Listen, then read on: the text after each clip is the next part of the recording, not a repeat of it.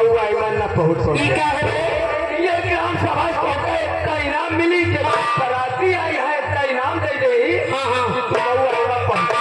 अरे भैया उनका संगीत न होई। अब उनका क्या पता कि हरीश यादव अपन संगीत खिलावत है हमारा ठोंठा उजारे के चक्कर में पड़ा है। अब उनका न होई, अब होई मटरवा वाली। देखिए साथियों, बाबू भैया लोग जिस तरह से शांति बना के बैठे हैं उसी तरह से शांति बना के बैठे रहिए। सबसे पहले आप लोग संगीत का नाम सुन लीजिए। आज की रात सजे धजे रंगमंच पर हमारे माननीय मास्टर लाल सिंह और श्री बहादुर पटेल जी मालिक हमारे सुरेश कुमार जो कि अपने पूरे पार्टी सहित आप लोग की सेवा करने के लिए आए हैं।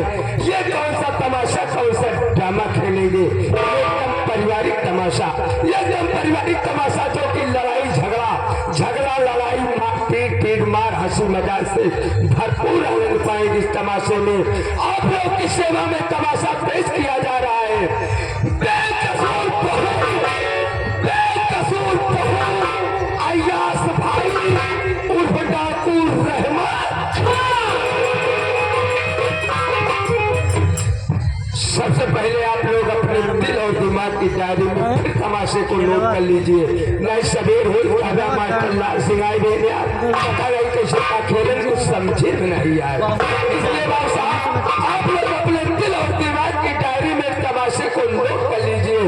आज की रात इस सजे धजे रंगमंच पर तमाशा पेश किया जा रहा है। बेकसूर बहू अय्यास भाई उर्फ डाकू रहमान। भगवान की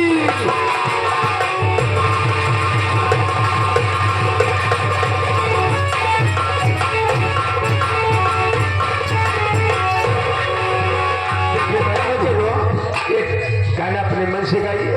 उसके बाद भैया हरे की जो फरमाइश चलेगी फरमाइश करना चले।